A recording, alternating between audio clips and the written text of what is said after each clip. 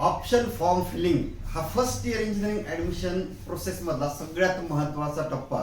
Form भरण्यापूर्वी हा video नक्की बघा आणि प्रत्येक पॉइंट जो आपण डिस्कस करणार आहोत त्यावर नीट विचार करा. सर्व गोष्टी चेक करा. कुठल्या गोष्टी चेक करायच्या आहेत ते या व्हिडिओच्या माध्यमातून आपण बघणार आहोत. चला तर व्हिडिओ सुरू करूयात. प्रोव्हिजनल मेरिट लिस्ट आपण चेक करतो, फायनल मेरिट लिस्ट चेक करतो आणि त्यानंतर ऑप्शन फॉर्म फिलिंगला सुरुवात करतो. पण तुमच्याकडे त्या कॉलेजची सर्व इन्फॉर्मेशन आहे की नाही, सीट मॅट्रिक्स चेक केले की नाही, सीट मॅट्रिक्स म्हणजे काय हे आपण या व्हिडिओच्या माध्यमातून बघणार आहोत. मागच्या वर्षी किती फॉर्म फिल केले गेले होते, या वर्षी ऑप्शन किती ऍप्लिकेशन्स आलेले आहेत, सर्व गोष्टी या व्हिडिओच्या माध्यमातून बघणार आहोत. व्हिडिओ सुरू करूयात.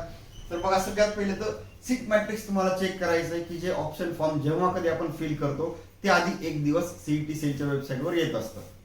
सीट मॅट्रिक्स म्हणजे नेमकं काय या पुढच्या स्लाइड मध्ये तुम्हाला मी डिटेल सांगणार आहे. त्याआधी म्हणजे कॅटेगरी वाईज सीट अवेलेबिलिटी जी असते ना, माझी कॅटेगरी ओबीसी आहे, एसबीसी आहे किंवा एमटी आहे, तर माझ्या कॅटेगरीला पर्टिक्युलर एखाद्या कॉलेजला आणि एखाद्या ब्रँचला, फॉर एक्झाम्पल कम्प्युटर इंजिनिअरिंग आहे, या ब्रँचला किती व्हॅकन्सी आहे, 60 ही इनटेक असते, पण व्हॅकन्सीज माझ्या पर्टिक्युलर कॅटेगरीला किती आहे ते त्या सीट मॅट्रिक्स मधून कळत असतं. कसं ते आपण लगेचच पुढच्या स्लाइड मध्ये बघूयात. कट ऑफ लिस्ट, मागच्या वर्षीची जी कट ऑफ लिस्ट आहे, तुम्ही जर सीईटी दिलेली असेल किंवा ऑल इंडिया रँक असेल म्हणजे जेडबलई दिलेली असेल, तर जेडबलई मेन्सचा किंवा एमएसटी सीईटीचा महाराष्ट्र स्टेटचा हा तुम्हाला जो कट ऑफ आहे, तुम्ही ऑब्वियस ऑप्शन फॉर्म भरण्याच्या आधी प्रत्येक विद्यार्थी चेक करतोच, पण यावर्षी नाविन्याने काय करायचं ते आपण सगळ्यात शेवटच्या स्लाइड मध्ये बघणार आहोत. तर ती कट ऑफ लिस्ट कंपल्सरी तुम्ही चेक कराच, नंतरच ऑप्शन फॉर्म फिलिंगला जा. फायनल मेरिट नंबर तुमचा जो काही असेल, मागच्या वर्षीचा मेरिट नंबर आणि या वर्षीचा मेरिट नंबर फक्त कम्पेअर करा. ऍज इट इज ते कधीच नसतं. मागच्या वर्षीचा कट ऑफ आणि या वर्षीचा कट ऑफ खूप जास्त चेंजेस असतात आणि मेरिट नंबर सुद्धा चेंज होतात. तरी सुद्धा एक जजमेंट येण्यासाठी आपण ते चेक करत असतो. कॉलेजची इन्फॉर्मेशन, ज्या कुठल्या कॉलेजला असं तुम्हाला वाटतंय की आपला नंबर लागू शकतो किंवा तुमचे फॉर एक्झाम्पल 90% आहे सीईटी मध्ये, मग अंदाज येतो आपल्याला की 4 ते 5 कॉलेजच्या दरम्यान आपला नंबर लागू शकतो की ज्यांचा कट ऑफ मागच्या वर्षी 90च्या रेंज मध्ये आहे. यामध्ये मायनर व्हेरिएशन्स होतात ब्रँच वाईज आणि college wise, region wise, university wise variations हे होत असतात. त्यामुळं त्या कॉलेजची प्रॉपर इन्फॉर्मेशन ही तुम्हाला घ्यायचीच आहे. इन्फॉर्मेशन घेत असताना सगळ्यात महत्वाचा एक पॉइंट असा येतो की कॅम्पस प्लेसमेंट. कॉलेजेसला कॅम्पस प्लेसमेंट किती आहे ते तुम्हाला त्यांच्या पर्टिक्युलर कॉलेजच्या वेबसाईटवरून बघायला मिळेल. प्रत्येक कॉलेजच्या वेबसाईटवर तुम्ही जर गेलात तर प्लेसमेंट स्टॅटिस्टिक असतं, ट्रेनिंग अँड प्लेसमेंट असं त्यामध्ये असेल बऱ्यापैकी तो टॅब. प्लेसमेंट स्टॅटिस्टिक असतं, इयर वाईज प्लेसमेंट काउंट त्यामध्ये असतो. त्यानंतर ट्रेनिंग अँड प्लेसमेंटच्या ऍक्टिव्हिटी मागच्या वर्षी 2-3 वर्षात किती घेतल्या गेलेल्या आहेत ते सुद्धा आपल्याला समजतं. स्टाफची प्रोफाईल त्या वेबसाईटवरून एकदा चेक करा. बरेचसे कॉलेज आपल्याला बघायचे असतात, त्यापैकी सिलेक्टेड कॉलेज जिथे आपला नंबर लागू शकतो अशा काही कॉलेजेसचे स्टाफ प्रोफाईल, नंतर पीएचडी झालेला आहे की नाही, मास्टर डिग्री आहे किंवा काय जे स्पेशलायझेशन त्यामध्ये आहे अशा गोष्टी चेक करणं आवश्यक आहे. अदर थिंग्स म्हणजे त्या कॉलेजची फी किती असेल, खूप जास्त फी आहे का, आपल्याला अफोर्डेबल आहे की नाही, व फी सवलत मिळते की नाही, अशा सर्व गोष्टी. को curricular activities, extra curricular activities.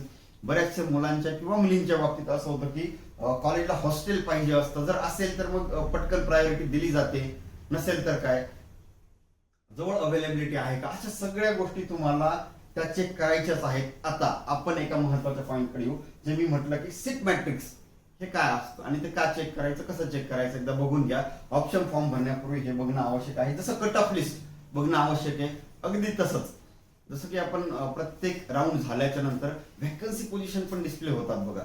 कोणत्या कॉलेजला, कुठल्या ब्रँचला किती व्हॅकन्सी शिल्लक आहेत, रिमेनिंग आहेत, व्हॅकंट आहेत ते समजत असतात. त्याच प्रकारे ऑप्शन फॉर्म पहिला भरण्याच्या आधी सीट मॅट्रिक्स डिस्प्ले होतं.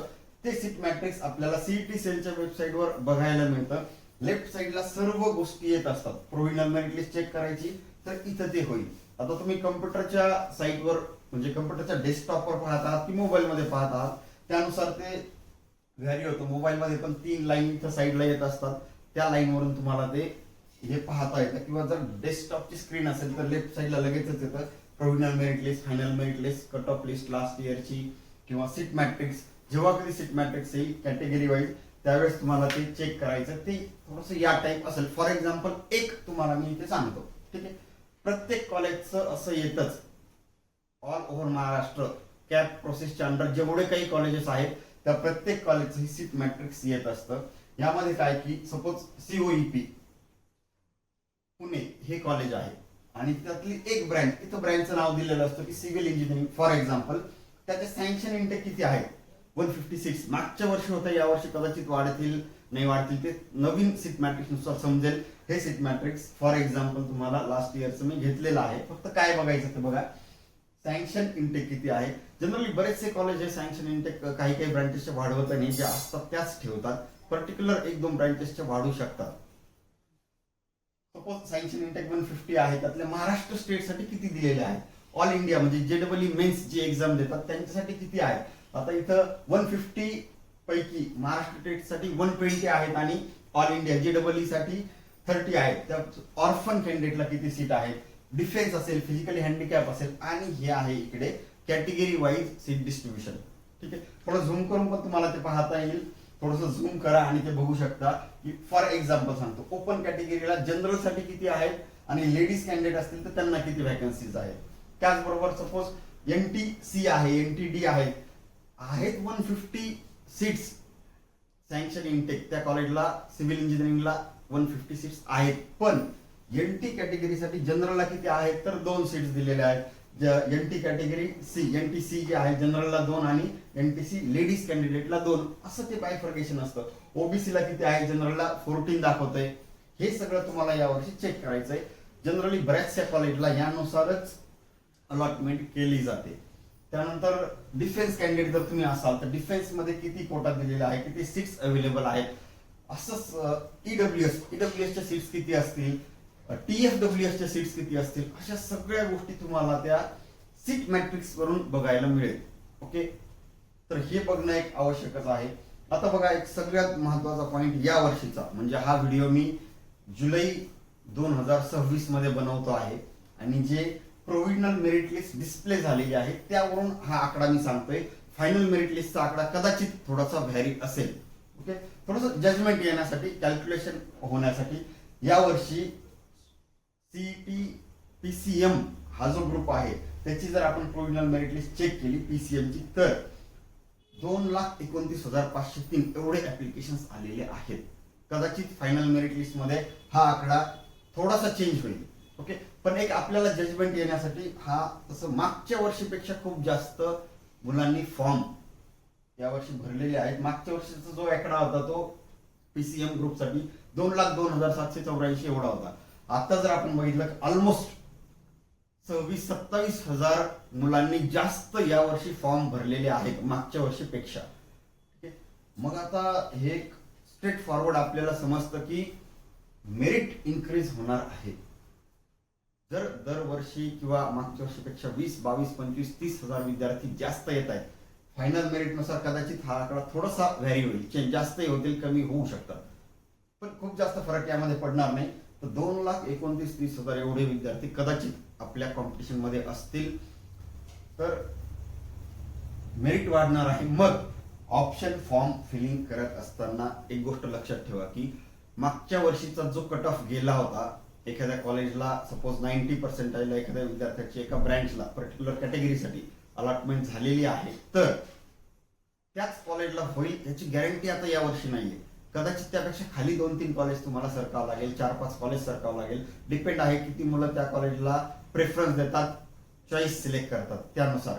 ठीक आहे, तरी सुद्धा ऑप्शन फॉर्म भरताना काळजी घेणं आवश्यक आहे. तुम्हाला असं वाटतंय ना की तुमचा नंबर ह्या कॉलेजला लागेल, पण माझं असं ओपिनियन आहे की तुम्ही त्यापेक्षाही बरेचसे काही कॉलेज अजून जास्त ऑप्शन्स हे तुम्ही सिलेक्ट करून ठेवा आणि त्यानुसारच ऑप्शन फॉर्म फिल करा. याविषयी अजून डिटेल आपण काही गोष्टी घेऊन येणार आहोत या माझ्या युट्यूब चॅनलला, तर कनेक्टेड राहा. बरेचसे व्हिडिओ इंजिनिअरिंग रिलेटेड असतील, ऍडमिशन रिलेटेड असतील, ऍडमिशन होईपर्यंत आपण हे व्हिडिओ जसं जसं मला वेळ मिळेल त्यानुसार मी ते व्हिडिओ आपल्या समोर घेऊन येत राहील. थँक्स.